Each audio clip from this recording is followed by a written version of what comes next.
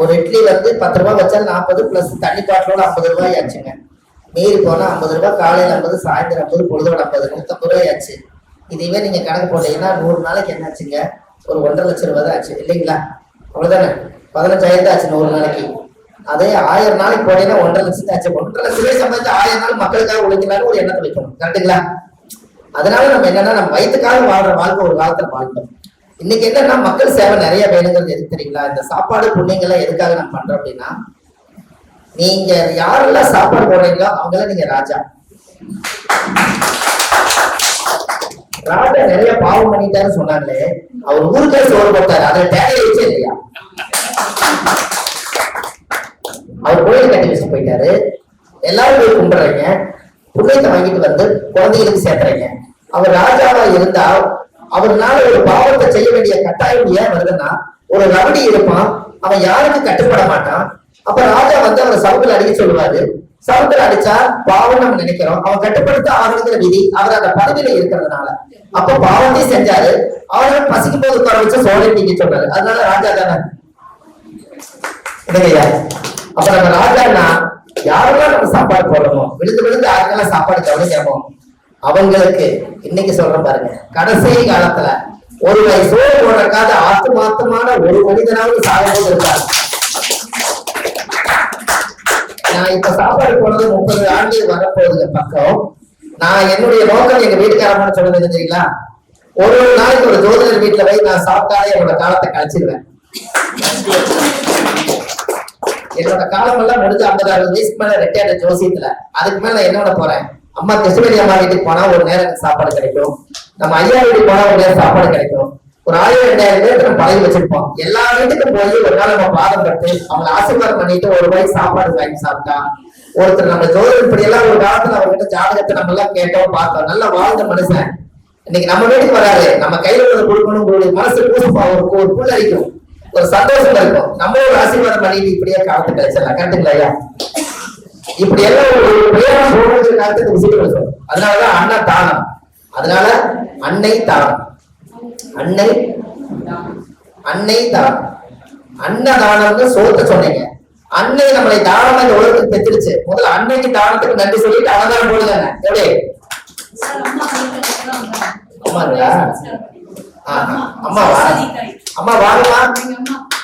எங்க அம்மா அன்னையோட வந்துட்டாங்க பாத்தீங்களா? அப்ப உண்மைதானம்மா, அன்னை நம்மள தானமா பேசிட்டாங்க. வாங்க, சகல கரெக்டா இருக்கா இல்லையா? அம்மா இங்க வாங்கம்மா. அம்மா வாங்க, ஒரே நிமிஷம் ப்ளீஸ். நீங்க மக்களை பத்த மகராசி அப்படியா? ரொம்ப சந்தோஷம்மா. நாங்கெல்லாம் வளரும் ஜோதிடர்கள், எங்களோட ஆசீர்வாதம் பண்ணுங்க. ஏன்னா கிருஷ்ணகிரி அம்மாவை பெற்றவங்க இவங்க. சரி வாங்க, இப்படி பாருங்க. அதாவது என்ன ஒரு விஷயம் கேட்டீங்கன்னா, அதாவது 4 பிள்ளையை பெற்றாங்களாம். ஒரு பிள்ளையை பெற்றா உரியில சோறு, 4 பிள்ளையை பெற்றா நடுத்தரவுல சோறு. அதுதான் சொல்றேன். அப்படி வரக்கூடாதுங்கிறதுக்காக ஒரு பரிகாரம் சொல்றேன், புரியுதுங்களா? நம்ம தாய்கிட்ட வந்து நம்ம அடிக்கடி தாயோடைய ஆசீர்வாதம் வந்தா நம்ம ஜாதகத்துல 4ஆம் பாவம் சந்திரனுக்கும் உயிர் வந்துருமா, 4ஆம் பாவத்துக்கு உயிர் வந்துருமா. அது எப்படி? 4ஆம் பாவம் யாருங்க? சந்திரனுக்கு 2 உயிர் வருமா, புரியுதுங்களா? அதனால அடிக்கடி எங்க அம்மாட்ட நான் என்ன சொல்றேன்னா, அம்மா நீ என்ன வயிற்றுல சுமந்தது மாறி முட்டை இல்ல, வயிற்றுல சுமந்தது ஒண்ணு மாறி முட்டா உருவாயிடுச்சு உங்க வயிற்றுப்பேன். எப்படி? புரியல? வயிற்றுல சுமந்தது மாறி முட்டை இல்ல, வயிற்றுல ஒண்ணு மாறி முட்டா உருவாயிருச்சு. அதனால நீங்க உட்கார்ந்துருக்கோம். கட்டுக்கலாம், அவங்க சுமந்து நம்மளுக்கு கொடுத்தது. அதனால எங்க வீட்டையும் 4-5 பேர் பிறந்திருக்கிறதுனால என்னங்க, எனக்கு ஒண்ணு ஆனதுன்னா உனக்கு வேற பிள்ளை உண்டு. நம்ம தாய்கிட்ட சொல்ற வார்த்தை என்ன? எனக்கு ஒண்ணு ஆனதுன்னா உனக்கு வேற பிள்ளை உண்டு, உனக்கு ஒண்ணு ஆனதுன்னா எனக்கு வேற தாய் இருக்கா. அதுதான் பெத்ததாய். எத்தனை நேரத்து வேணாலும் நீங்க பெத்ததாய் சொல்லிக்கங்க. ஆனா தாயுடைய கர்ப்பத்துல இருந்து 10 மாசம் பாருங்க. சூரிய எத்தனை வருஷம்? சந்திரன் இது 2 கூட்டிங்க குரு தேசம் எத்தனை வருஷம்? அதனால ஆண்டு அப்பாவும் அம்மாவும் சேர்ந்தாலும் குருக்கு 16 கொடுத்து 8 ராசி உச்சம் அப்ப தாய் வீட்டுல தான் வச்சிருப்பாங்க. அப்ப 16 கரெக்டா இல்லைங்களா? அதை மீன வரைக்கும் இருந்தீங்கன்னா 12, மேசம் 13, ரிஷபம் 14, மிதுனம் 15, கடகம் 16. அதனால குரு 16 வருஷம் வச்சோம். கரெக்டுங்களா? 16 வருஷம் தானே. அப்ப தாயும் தந்தையுடைய கணக்கு இல்லாம குரு எப்படி வெளியே வந்தாருங்க? கரெக்டுங்களா? அப்ப குரு தாய்க்கு ஒரு. அதனாலதான் ஒரு குழந்தை பிறந்துச்சுன்னு வைங்களேன், அந்த காலத்துல எல்லாம் குழந்தைக்கு தொட்டில் கட்டி போறதை எதிர போடுவாங்க தெரியுங்களா? அவங்களுக்கு கல்யாணம் வச்சிருப்பாங்கல்ல அம்மாவுக்கு, அவங்க ஒரு கண்டாக்கி சேர வச்சிருப்பாங்க. அந்த துணியில தான் மான் கொம்புல தொட்டில் கட்டி வீட்டுல ஆராதனை பாடி அந்த குழந்தைய தூங்க வச்சா அந்த குழந்தை அம்சமா தூங்கும். இந்த மிஷினே ஆளுங்க. கரெக்டுங்களா? அன்னைக்கெல்லாம் அந்த குழந்தை வந்து தொட்டில் முதல் போறது அம்மாவுக்கு கல்யாணம் பண்ணின அந்த பட்டு புடவை எடுத்து நம்ம பெத்த பிள்ளைக்கு தாய்க்கு தன் உடல் ரத்தத்தையும் கொடுத்துட்டு நம்மளுடைய மானத்தை மறைச்ச வஸ்திரத்தையும் குழந்தைக்கே கொடுத்துச்சு. இதை விட ஒரு தாய்க்கு என்ன மதிப்பு இல்லையா? அப்போ அது ஏன் மான் கும்பல போட்டாங்க? மான் கும்பல அதிகமா போடுவாங்க. தாராளி பாடலாம் மான் கும்பல நீங்க மான் கும்பல நீங்க போடுவீங்க. அது ஏன் மான் கும்பல அந்த காலத்தை சூஸ் பண்ணாங்க? சந்தனம் உச்சம். Okay, super. அப்புறம் மான் கொம்பு திருஷ்டி படாம இருக்கிற பொண்ணு. அடுத்தது மான் கொம்பை சூஸ் பண்ணியிருக்காங்க. அந்த காலத்துல பெரியவர்கள் எதை வச்சிருக்காங்க? இது ஒரு ஆதிகால பரிகாரம் உங்களுக்கு சொல்றேன். அசுவனி எத்தனாவது நட்சத்திரம்?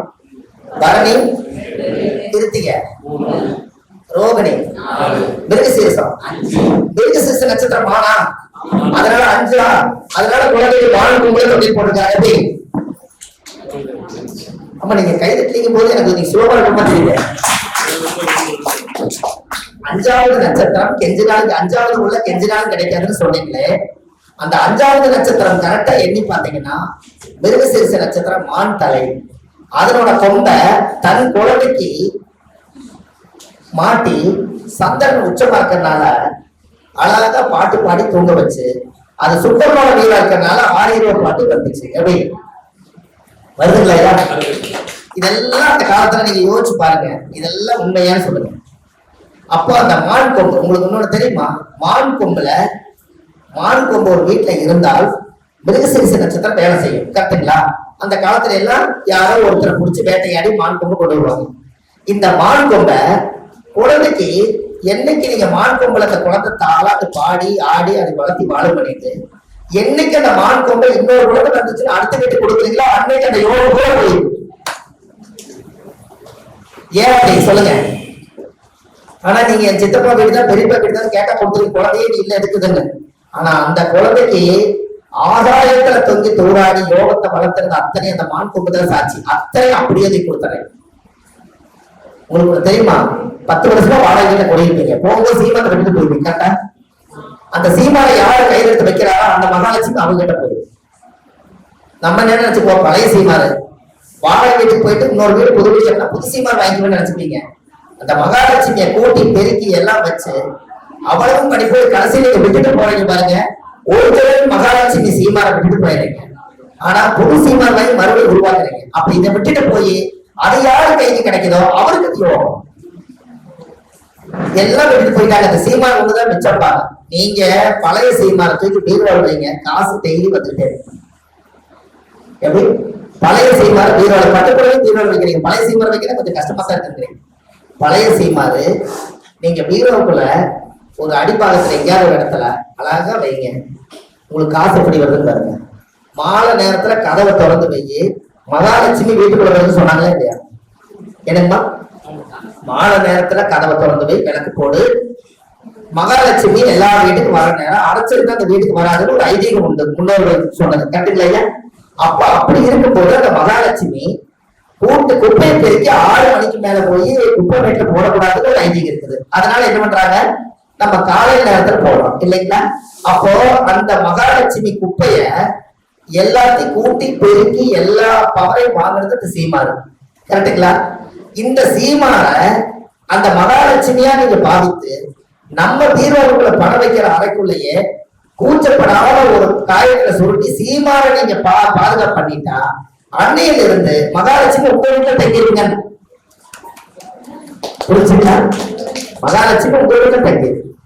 அப்போ இந்த எதெல்லாம் அந்த காலத்துல காசு பணங்கள் பொருளாதாரங்கள் இதுகள் எல்லாம் எப்படி நிச்சயப்படுத்திக்கிறாங்க. அப்ப அந்த காலத்துல வந்து இதெல்லாம் உங்களுக்கு தேவைதான். நீங்க எப்பவுமே நீங்க ஒரு தொழில் செய்யறீங்க, நீங்க தொழில் செய்யறீங்களா, நீங்க தொழில் செய்யற இடத்துல இப்போ உங்க ஜாதகத்துல பாருங்க, நீங்க கும்பகாசை இன்னைக்கு கும்பாபிஷேகத்துக்கு வந்திருக்காங்க. நம்ம ஜாதகத்துல நம்ம சக்தியோட இருக்கணும், நம்மளோட பவர் வந்து நம்மளோட எனர்ஜி யாருக்கும் வேஸ்ட் ஆகாம நம்ம சக்தி நமக்குள்ளேயே தக்க வச்சுக்கணும்னா ஜோதிடர்களுக்கெல்லாம் உங்களோட சக்தி உங்களுக்குள்ளேயே இருக்கணும் அல்லவா. நம்ம ஒரு இளம் வீட்டுக்கு போறோம், நான் நெகட்டிவ் எனர்ஜி ஆயிரும்.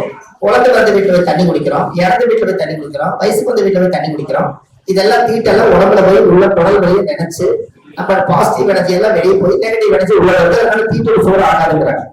இப்ப நீங்க ஒரு கலசம், ஒரு கும்ப கலசம், காப்பர்ல ஒரு கும்ப கலசம் இருக்கு இல்லைங்களா, இதுதான் கும்ப கலசம் இருக்கு இல்லைங்களா, அந்த கும்ப கலசத்துல அதுல நூல் சுத்தி எப்பவும் போல அதுக்குள்ள ஏலக்காய் பன்னீர் எழுதிடாதீங்க, ஏலக்காய் பன்னீர் வெட்டி வேறு நவதானியம் எல்லாம் அது கூட போட்டு ஒரு காப்பர் தகடு இருக்கல்லமா, கடையில விற்கிது வெள்ளி தகட காப்பரம் வாங்கி உங்களோட பேரு, உங்க தோசைக்கு ஒரு பேர் வச்சிருப்பீங்கல்ல, ஒரு திருமுருகன் ஜோதிட நிலையம் வச்சிருப்பீங்க. அந்த திருமுருகன் ஜோதிட நிலையம் எனக்கு தொழில் விருத்தியாகணும், எனக்கு குடும்பம் நல்லா விருத்தியாகணும், எனக்கு நிறைய கிளைண்டுகள்லாம் நிறைய எனக்கு வரணும், எனக்கு எல்லா தெய்வங்களும் ஆசீர்வாதம் பண்ணணும், எனக்கு எந்த என்னுடைய இந்த ரூம்ல ஜாதகம் பார்க்க ரூம்ல எந்த திருஷ்டி வந்தாலும் என்னை பாதிக்க கூடாது, என்னுடைய முன்னோர்கள் செஞ்ச ஆசீர்வாதம் எல்லாம் எனக்கு எப்போதும் இருக்கணும், உங்க உபாசன தெய்வம், உங்க மூல தெய்வம், உங்க குல தெய்வம் எல்லா தகட்டை எழுதி அது அந்த எழுத்து முடியாம சுருட்டி அந்த கலசுக்குள்ள போட்டு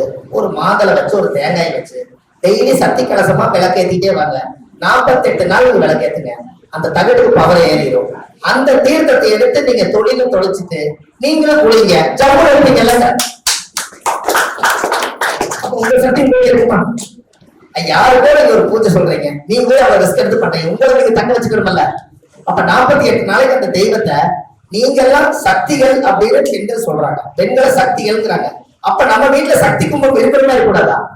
அந்த கும்பத்துல என்ன இருக்கணும்? நம்ம இருக்கணும். கட்டுக்கலாம். நீங்க நல்லா இருந்தா 4 பேருக்கு படிக்க அனுப்பிட்டீங்கல்ல, அப்ப உங்களுடைய எனர்ஜிய நீங்க உருவேற்றிக்கிறது நல்லது தானே. என்னைக்காவது